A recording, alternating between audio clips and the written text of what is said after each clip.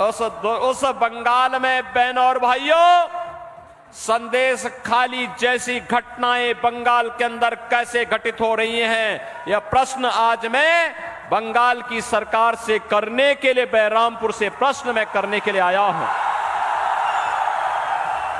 बहनों और भाइयों, आज का बंगाल वह सोनार बांग्ला नहीं है जिसकी कल्पना हमारे स्वतंत्रता संग्राम सेनानियों ने कहा था।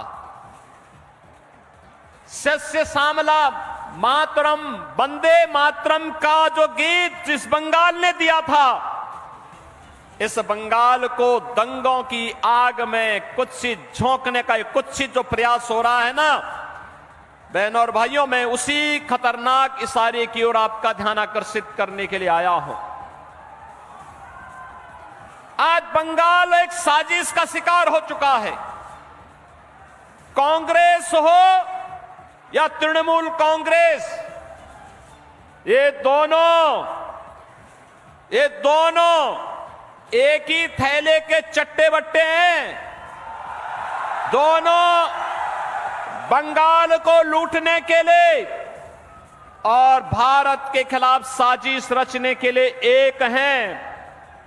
कांग्रेस कम्युनिस्टों के साथ भी और दिल्ली में तृणमूल कांग्रेस के साथ मिलकर के भारत के खिलाफ वही साजिश करना चाहती है जो साजिश वह बंगाल के अंदर हिंदुओं के साथ कर रही है।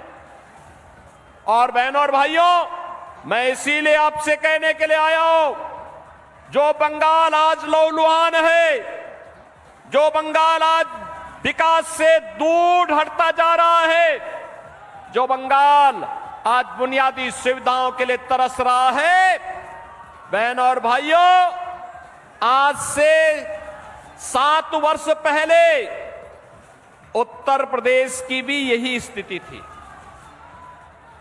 आज से 7 वर्ष पहले उत्तर प्रदेश की भी यही स्थिति थी। आज आप उत्तर प्रदेश में देखते होंगे, बहनों और भाइयों, आज उत्तर प्रदेश में आप देखते होंगे पिछले 7 वर्ष में उत्तर प्रदेश में कोई दंगा नहीं हुआ, कोई दंगा नहीं हुआ।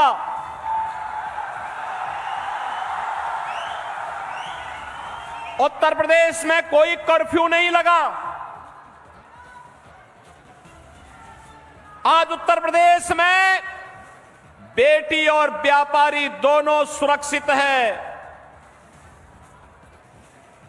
कोई रंगदारी नहीं वसूल सकता, कोई दंगा नहीं कर सकता, कोई अराजकता नहीं फैला सकता।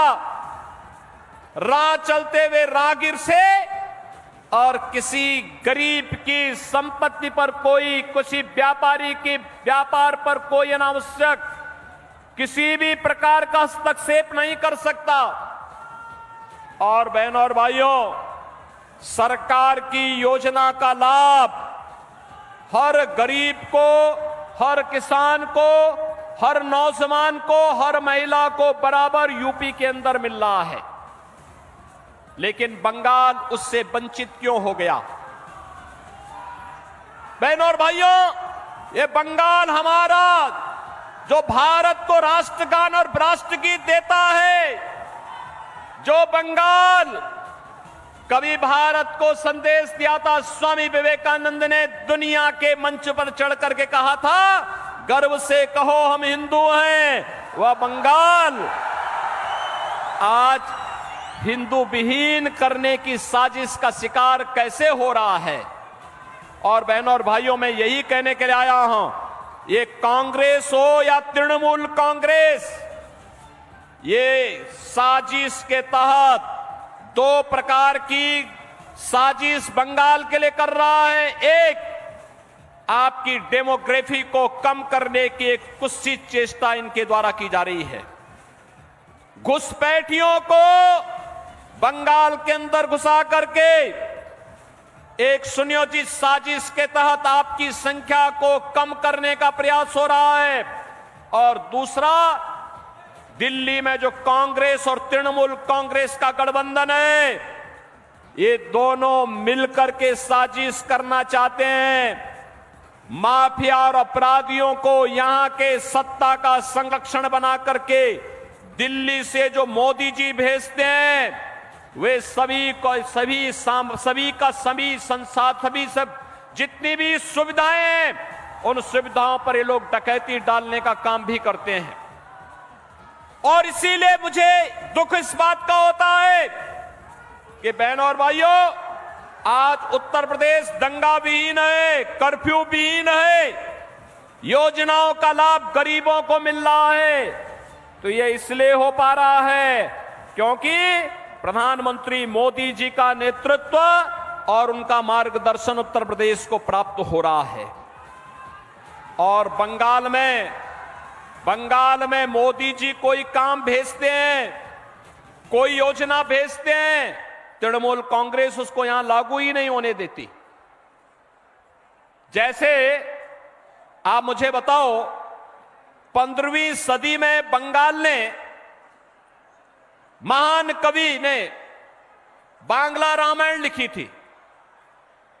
राम यहां के रग रग में बसे।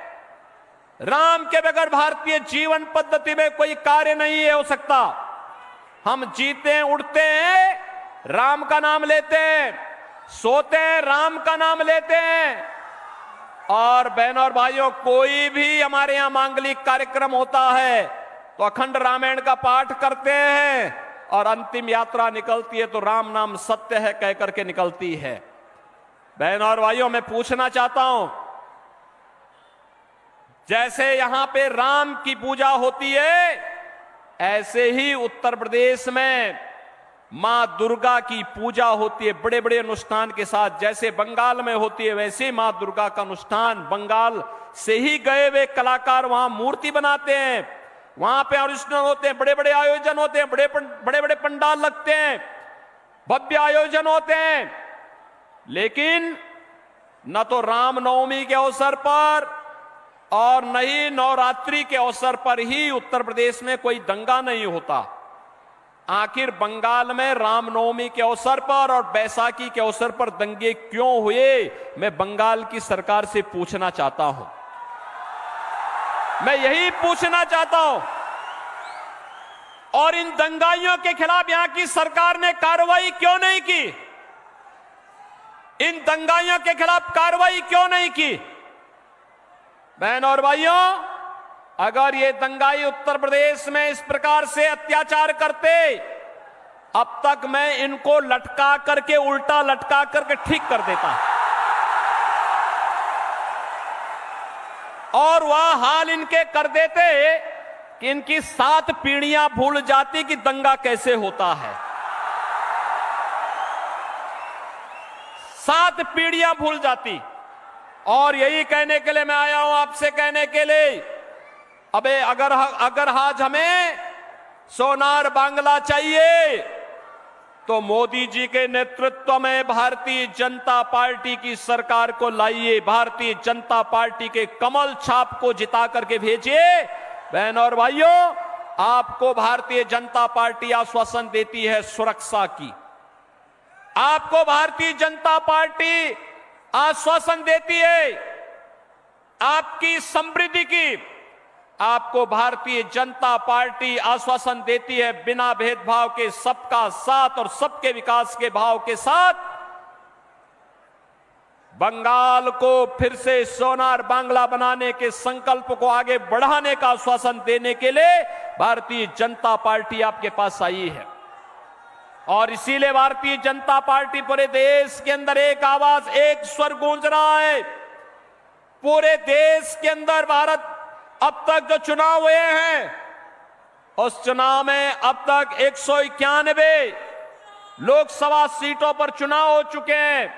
और 191 सीटों पर चुनाव में बहनों और भाइयों, अब तक का देश का जो रुझान है, उस रुझान को देख करके और देश के अंदर का जो स्वर है, उस स्वर को देख करके मैं कह सकता हूं, पूरे देश के अंदर जब 4 जून को परिणाम आएंगे तो पूरे देश के अंदर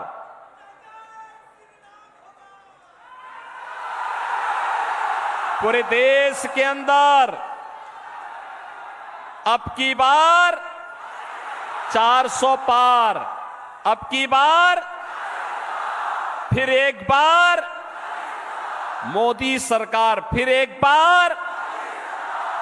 बार मोदी सरकार फिर आ रही है। कोई संदेह नहीं, क्योंकि देश की आबादी का सबसे बड़ा राज्य उत्तर प्रदेश, 80 लोकसभा सीट हैं और 80 की 80 सीट मोदी जी के गले में 80 मनकों की माला पहनाने जा रहा है।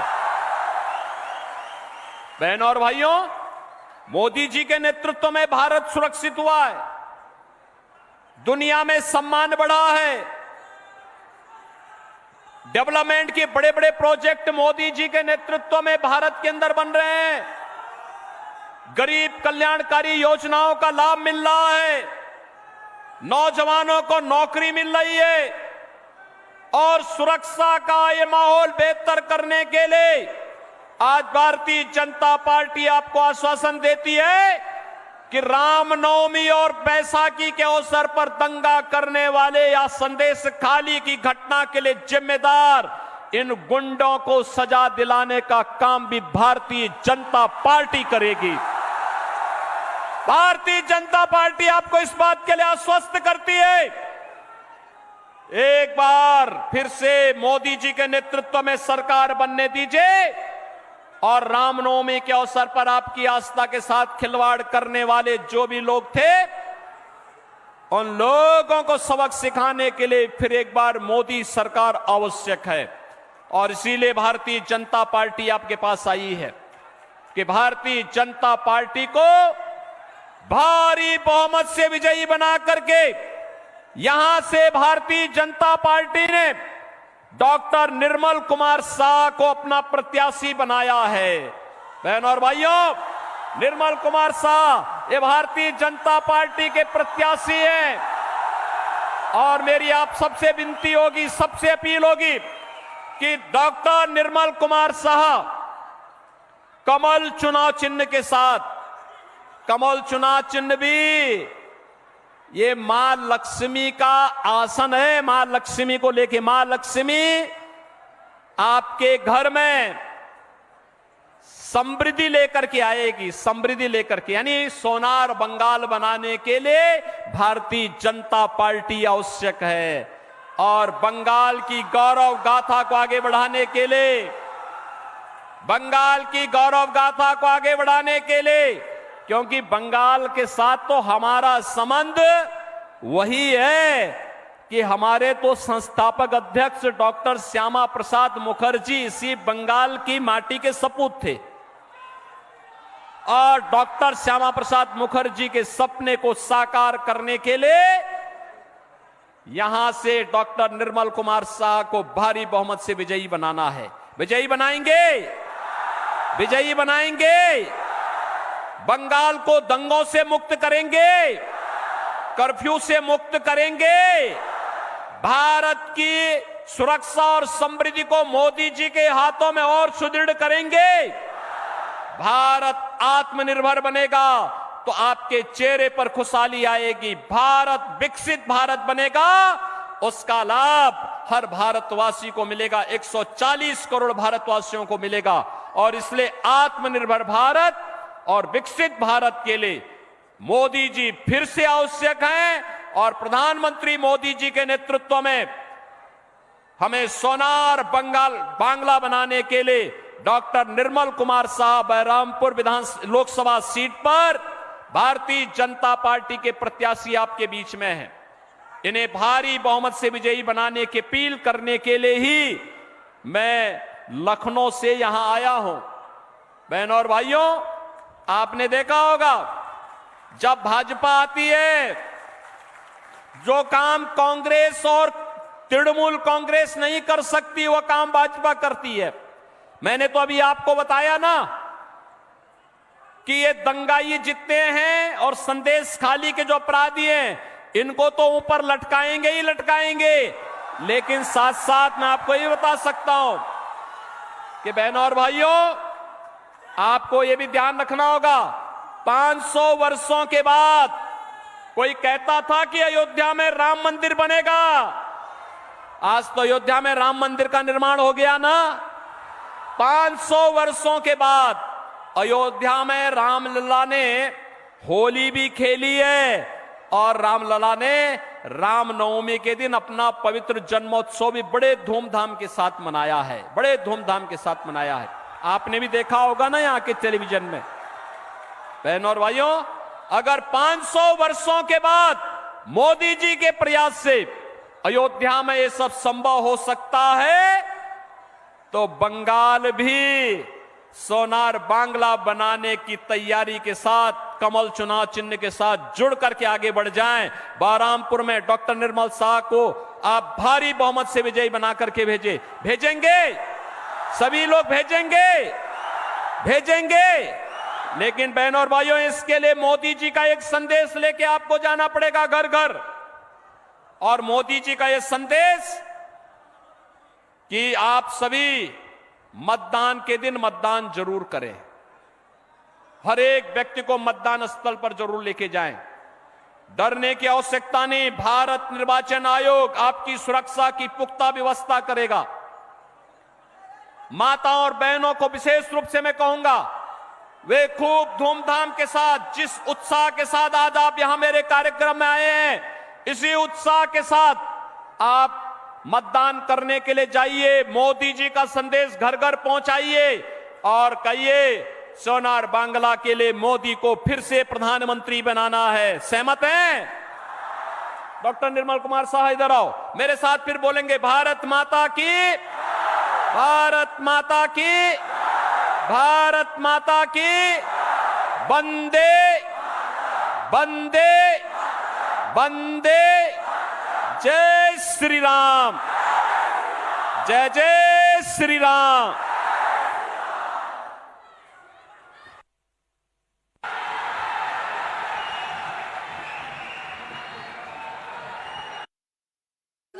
অমিত জি স্বাগত। আমরা এতক্ষণ নজর রাখছিলাম যেদিকে এবারে বহরমপুরে নজর রাখছিলাম, যেখানে যোগী আদিত্যনাথ তিনি বক্তব্য রাখছিলেন, আর এবারে আপনাদেরকে দেখাচ্ছি কাটোয়াতে, সেখানে অমিত শাহ তিনি পৌঁছে গিয়েছেন, তিনি বক্তব্য রাখবেন। भारत माता की। क्यों भाई, वर्धमान वालों की आवाज को क्या हो गया है? मोदी जी को फिर से प्रधानमंत्री बनाना है या नहीं बनाना है? 400 पार करनी है या नहीं करनी है? बे माइक में कौन बोल रहा है?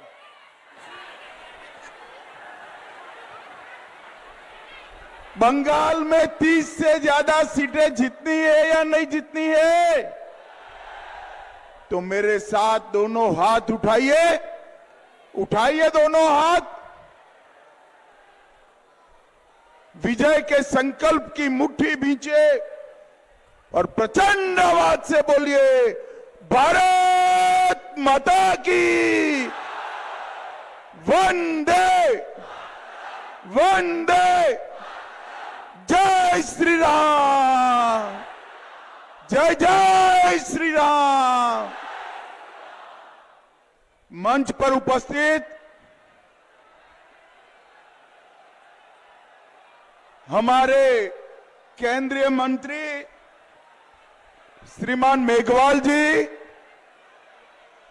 गोवा से आए हुए भाई सतीश दौंड जी, श्री संजय सिंह जी, श्री विद्यासागर चक्रवर्ती जी, सुनील गुप्ता जी, गोपाल चट्टोपाध्याय जी, जितेन डोकाल जी,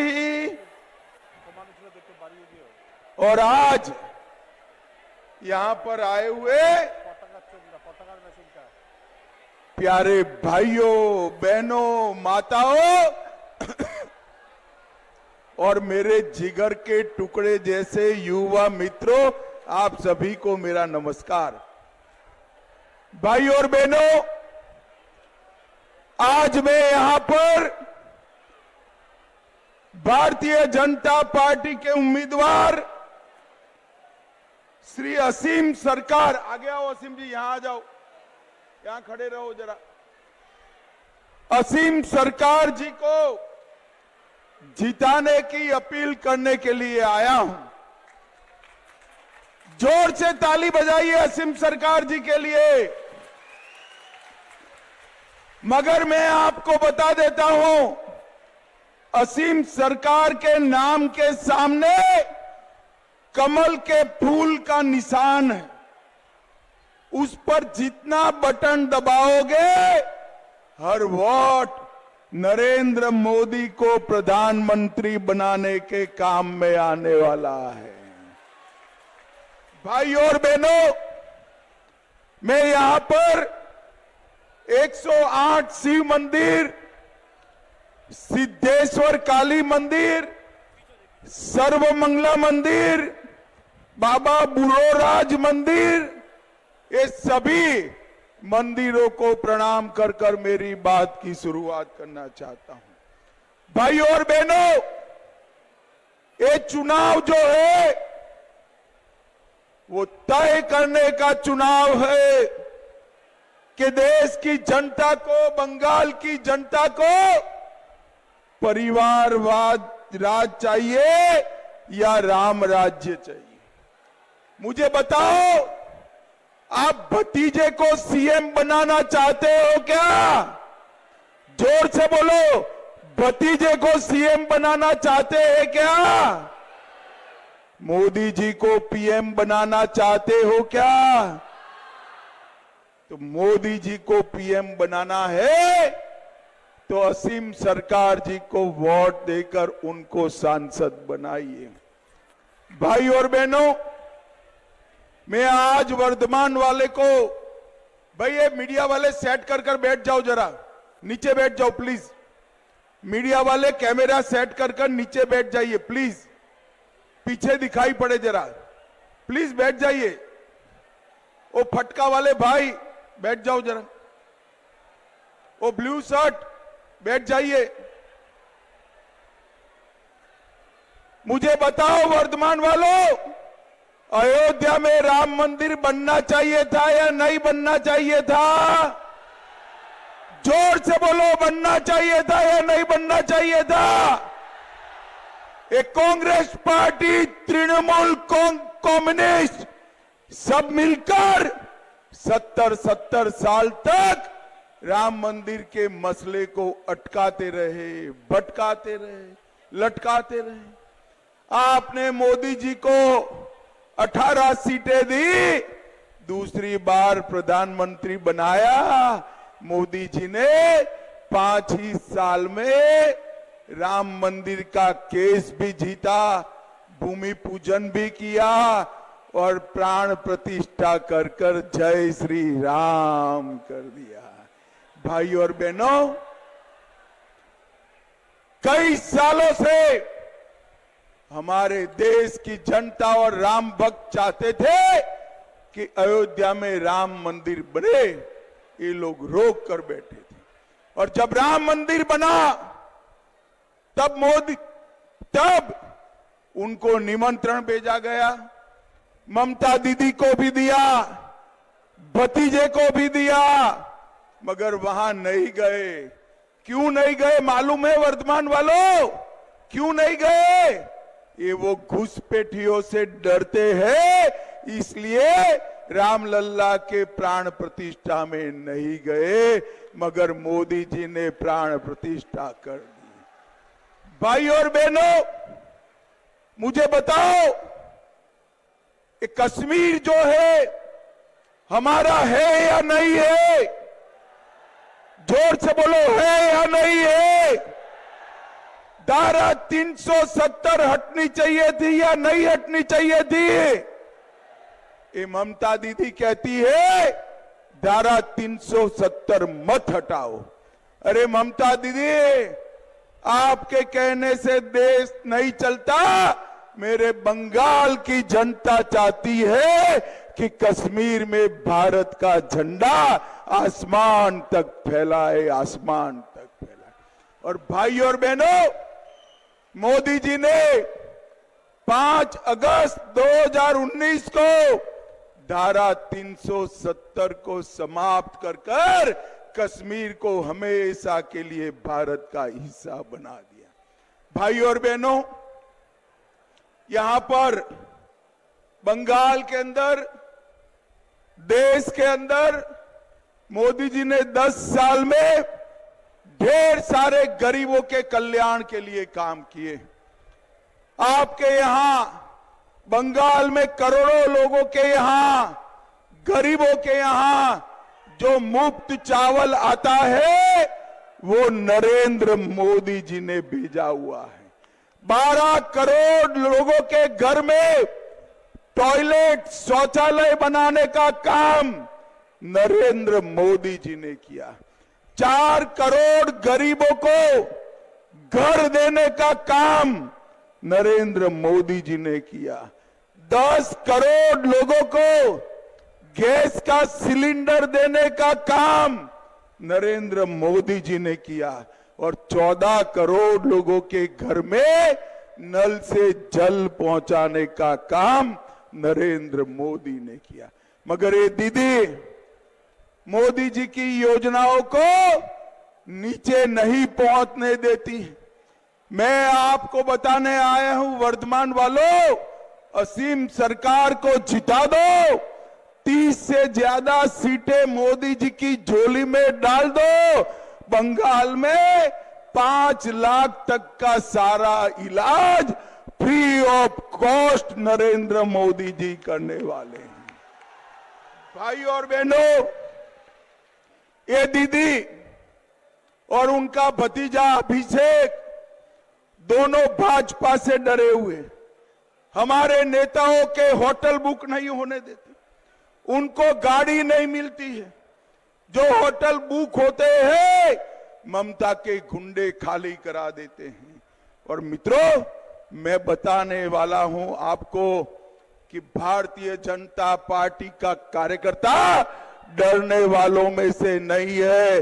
ममता दीदी, जितना संतरास करना हो वो कर लो, आपका और भतीजे का विदाई अब सुनिश्चित है, आपको जाना है, तय कर दिया है। भाई और बहनों, 21 के विधानसभा चुनाव में बनेश्वर रॉय, संदीप घोष, सुशील मंडल, रोबिन पॉल, सुखदेव प्रामाणिक, बलराम मांझी, काकाली क्षेत्रपाल, दुर्गाबाला बाग, भादु दास, शोभ हांसदा, ये सारे भारतीय जनता पार्टी के कार्यकर्ताओं को दीदी के गुंडों ने मार दिया। मैं आज दीदी बताकर जाता हूं, जिन जिन ने भी ये हत्या करी है, हमारी सरकार बनाने के बाद पाताल में से भी उनको ढूंढकर जेल की सलाखों के पीछे डालने का काम भारतीय जनता पार्टी करेगी। हमारे कार्यकर्ताओं पर चरस गांजा का केस करते और कोर्ट उनको निर्दोष छोड़ देती। ममता दीदी, शर्म करो, शर्म करो। निर्दोष गरीब कार्यकर्ताओं पर नारकोटिक्स के केस करती हो। अब आपके दिन भर गए हैं दीदी, आपके दिन भर गए हैं। भाई और बहनों, मोदी जी की सारी योजनाओं को ममता दीदी अपना नाम लगाकर नीचे भेज रही है। पीएम फसल बीमा योजना, उसको बांग्ला फसल बीमा योजना कर दिया।